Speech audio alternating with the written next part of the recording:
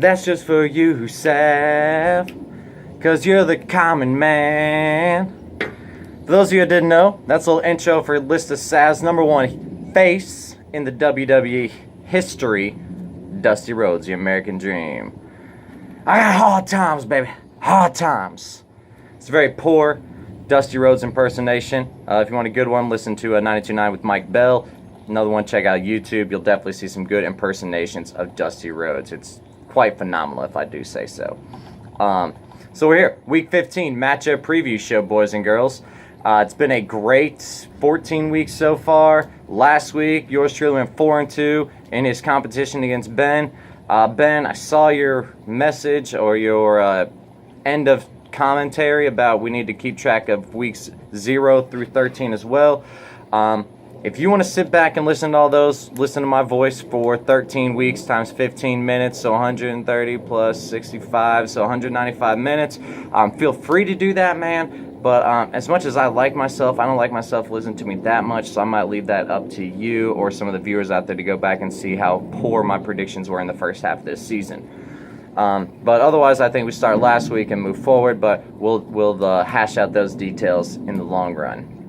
All right, but anyways, last week I was 4-2. My only two incorrections were Wakanda against Benson and Stroke against Pup. I really thought that both those teams were going to come through. My division mates kind of let me down, which one side hurts me, other side, well, they're in my division, so they lost. Whoop-de-diddly-do. I don't really care.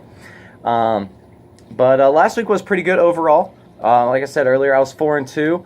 Our division right now, we've got two divisions where 1.5 games separates first and last place, and two divisions where it's division leader, 3 games back, 5 games back. So those guys are really going to be needing looking for a wild card position, while the other two divisions are entirely still up for grabs. So that makes that'll make the last 8 weeks of this season pretty fun in my eyes.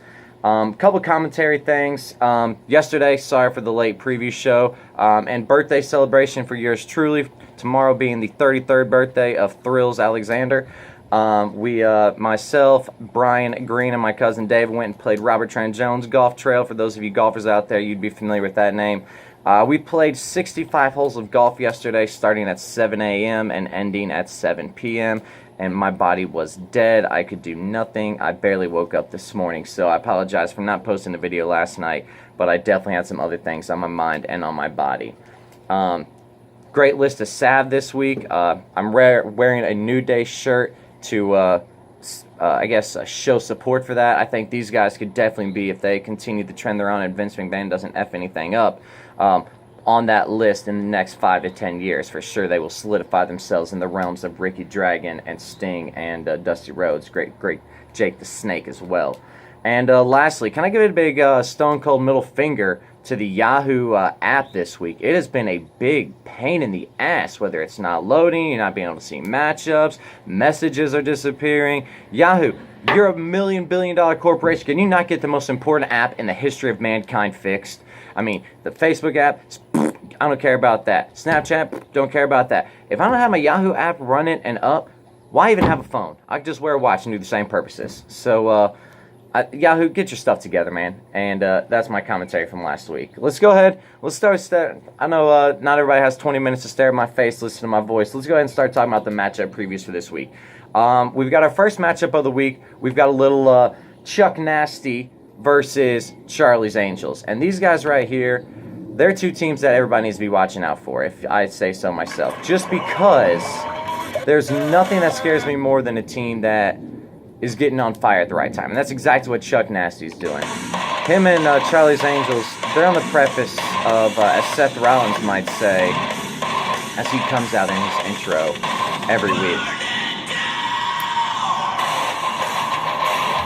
These guys are burning it down right now. D-Hop reeled off 3 straight. Steve's Angels really coming back to where he should be. He's leading his division by 3 games. He can just kind of kick back and know he's going to make it into the playoffs. All he's really got to do is try to decide, do I want to chase the regular season title and try to get that cash, or do I just kind of coast into the playoffs, a la Circa Braves used to do in the late 90s, early 2000s. Think about how that played out for them. This week, I think Charlie's Angels feeling himself. Chuck Nasty really feeling himself. So it's going to be a good matchup. I really feel like Chuck Nasty, his pitching I can't believe I'm going to say this. His pitching was great last week. I said in my matchup preview show last week, if his pitching can be good enough to beat Cody, he's going to win, and that's exactly what he did. Pitched to a sub-3 ERA over 63 innings, so Chuck Nasty, major props to you out there, man.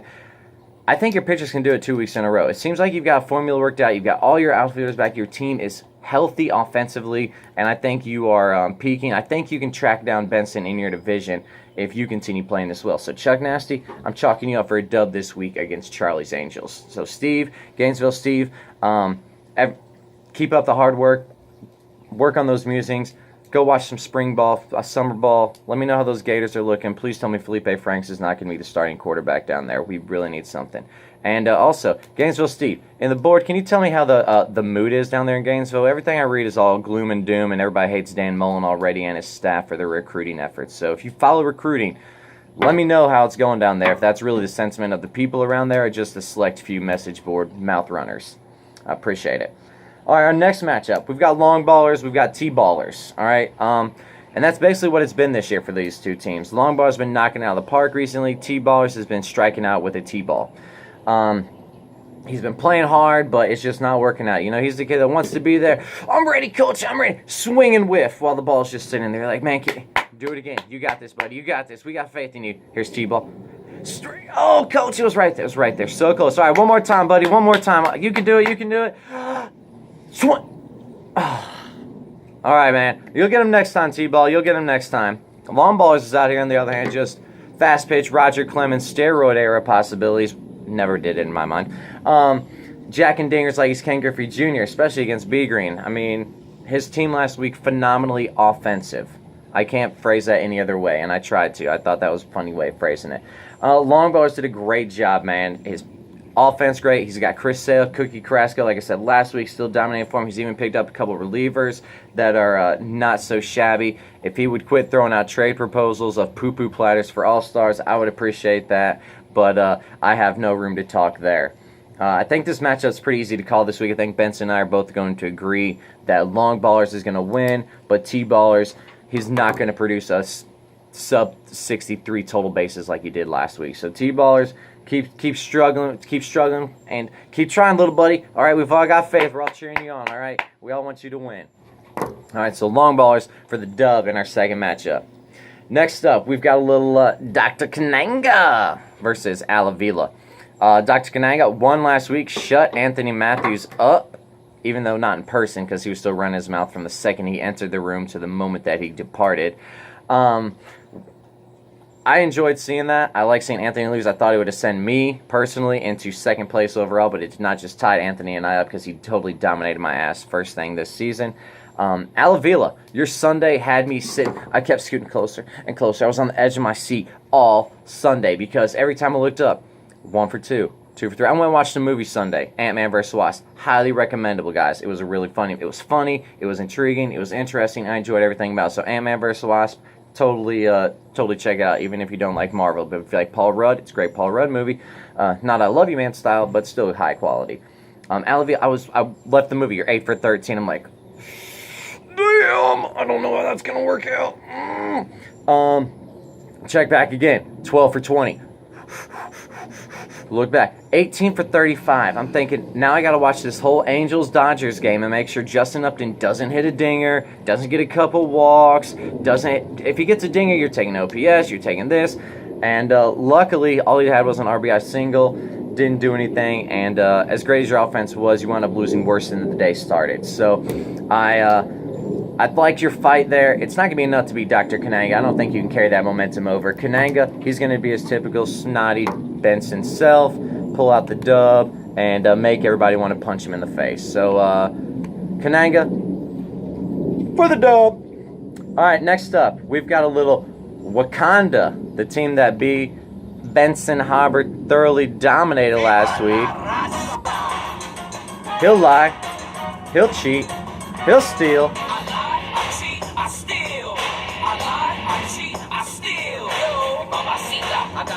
And appropriately enough, he's going against Los Mexis. Los Mexis coming off a dub last week as an upset in my eyes. And I think that Los Mexis is going to do it again this week. I think that music right there totally changed my mind. It got me hyped up for a Mexican Hispanic themed victory this week. Wakanda, I think that loss to Benson's really going to affect you for another week.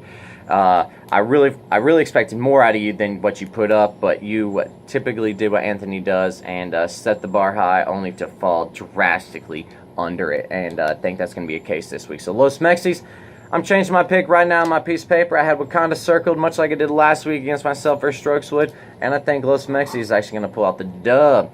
Dub City. And in one of our final two matchups here, we have got the your ass better call somebody. Strokeswood, Pup, in a matchup that nobody thought they were looking forward to. I'm looking forward to it. These two teams been trending in opposite directions recently. Cody's kind of picked his game up a little bit recently, while Strokeswood, he's kind of fallen down. Loser of 3 in a row, gone from first to last in his own division, has actually fallen out of playoff spots right now at the playoffs started today. I think Stroke's turning it around. I think that he's got it together. I think he's woken up. He's seeing things. He's like, shit, I don't want to be a guy that starts off hot and fades. So I think he's going to put it in this week. Cody, on the other hand, he's busting his dick doing these 12-hour open to God knows when closing things, working like a dog, dealing with being hashtag dad life, hashtag married life, hashtag homeowner life. So he's got lots of stuff to worry about down there. Is he paying attention to baseball 100% like he used to do? I don't know. Does he have time for it fully? I don't know. I certainly hope so. But in this case, it's not going to matter because Strokeswood's going to pull out the dub. His offense is going to do what it needs to. It's going to click for the first time. His offense can't be this cold 3-4 straight weeks running. So I got faith in you turning around Strokeswood. Pup, the Braves connection going to do work for you. Justin Smoke going to keep doing work. Yangervis going to keep doing work. I don't know if these questions can be answered yet, but I do know you got a couple good starters down there with Garrett Cole leading the way. So, Strokeswood, you're pulling out the dub this week, and I think you're going to enjoy it. All right, our last matchup, Trader Will versus B. Ryan, the buddy matchup. Best friends, some might even say. B. Ryan has been on a cold streak. We were talking about this yesterday. He's already saying if he loses this week, his playoff contention thoughts probably out the door. Luckily, he's in a division where people keep beating themselves up, keep winning when they should lose and losing when they should win, and that's really going to benefit B. Green in the long run. Trader Will, on the other hand, he's got hot-ass Anthony Matthews. Hot-ass is a term of baseball-wise. I mean, in terms of all this, I mean, he's definitely some sexual chocolate, though. But Trader Will, he's been on a roll recently. His offense has been playing pretty well. His pitching has been good. Just good enough these past couple weeks to get by. They've been struggling a little bit here with this home run giving up itch, as I've seen. But B. Ryan, his offense can't get out of its own way. Whether it's John Jay going 0 for 12, whether it's Nomar Mazara going 2 for 11, nobody's really clicking consistently right now for his team. And I think that's going to hurt him enough to lose this week. So Trader Will, you're going to pull out the dub. You're going to beat the B. Ryan Express. Just like you did yesterday on the golf course. B. Ryan opened the day with a 41 on our front nine yesterday. He's closed it with a 49 or 48 to shoot 89 overall on his 18 holes, while yours truly opened with a 44, closed it down with a 39. So I just got to say, what? Actually, I opened with a 46, excuse me. I shot 46, 39, not 44. I don't want B. Green to come back and call me a lying-ass bastard. So it's 46, 39 in the first 18. B. Green with a 41, 48. So it shows you, I closed the door on the golf course. I'm closing the door in the fantasy realm. Trader Will pulling out the dub there. All right, so that's going to do it for our matchup preview portion. I've got Chuck Nasty, I've got Long Baller, I've got Trader Will, I've got Stroke, I've got Kananga, and I've got Mexis. We're 14 and a half minutes deep into this video, boys, and I've only got 5 minutes left. I'm going to try to condense it for you. We've got 2 segments left. First, let's talk about the fucking All-Star snubbage going on here, all right? I looked at the All-Star rosters. I couldn't believe, I'm just like you guys. Blake Snell didn't make the cut? What? How is that even possible? Where I'm having to vote in Brandon Belt? Quite possibly, if you haven't seen it yet, with the greatest pro bet, $1 belt montage ever, hashtag promo cut ever from Hunter Pence. That was great. But I had some other guys in mind. I'm trying to figure out why these guys are not all-stars. So, number 5, Albert Pujols. I mean, shit, he's being paid $24 million. How is he not an all-star? I thought money was about everything. All right, so Albert Pujols, can't make an all-star team? I'm depressed by the players and the voters on that one. All right, number 4, Kendrys Morales. This man bats with no batting gloves, all right? He should be an all-star. Number 3, Jonathan Scope. This guy was awesome last year, all right? He was best second baseman in the game. All-star last year, all-star this year. Open, close. Come on, voters. Number 2, Josh Donaldson. Hello, former MVP, should be an all-star. Number 1, Miguel Sano. All right, how's Miguel Sano not an all-star? I mean, anytime a guy is playing in Minnesota and then he is promoted to Florida to get to go play, hella upgrade. Why is he not an all-star? So those are my top 5. Why is that guy not an all-star? You guys let me know if you have any guys that you think, how are they not all-stars? And let me know. All right, and our lastly, before I close out, I don't know if you guys know or not, our league has blown up nationwide, worldwide. We're getting emails. I'm getting people hitting me up on Twitter, on YouTube, wanting to know more about our fantasy league. And I've actually gotten some emails asking questions about the people in this league. So I'm going to share a couple with you guys and give you some answers I gave them. So our first one was, what's up with the closeness of the group? I mean, how do you guys know each other? I got to say, we've known each other a while. The Harbor brothers, they've been brothers for life, so they've known each other a while. I've known all these other motherfuckers about 8 years. Charlie's Angels is new. Billy Baseball's new. T-Ball Cody is known. I've known Cody through Alex. I've known Cody about 5 years now in Fantasy Realm. #RookieGM. So we've all got a close-knit bond going on here that's expanding daily into, it's somehow expanding but coming closer. Explain that. That for those of you out there wondering, we all know each other a very long time. We all loathe and love each other equally. Number 2, question I've got out there. You guys all Atlanta Braves fans. I know you see you're based out of Atlanta. No, we're not. We've got some Texas Ranger fans. We got Chicago Cubs fans. We got Blue Jays fans up in this mug. Giants fans all around us. But predominantly we're Braves fans. We understand what's right and what's just in this world, so that's why we like the Atlanta Braves.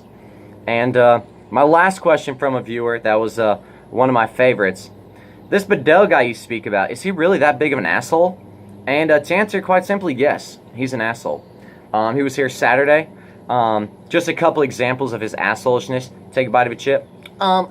Excuse me, this chip, it didn't crunch properly in my mouth. I'm gonna have to spit it out. Do you have a napkin or something? Okay, that's Ben eating a potato chip. Other people are sitting there, minding their own business. Excuse me. You've crossed your leg right over left. It should be left over right. Fucking dumbass. So, yeah. Ben Bedell, he's definitely that big of an asshole. But we keep him around for those asshole tendencies. So, viewers out there, I appreciate you watching. If you have any more questions about myself, the league, anything you want to know, let me know. Message me. Twitter me, @ThrillWill469. YouTube me, @Mr. Mac, I think. Maybe Mr. Will. Find me, not on Facebook. Peace out. That's it for this week's Week 15 matchup preview.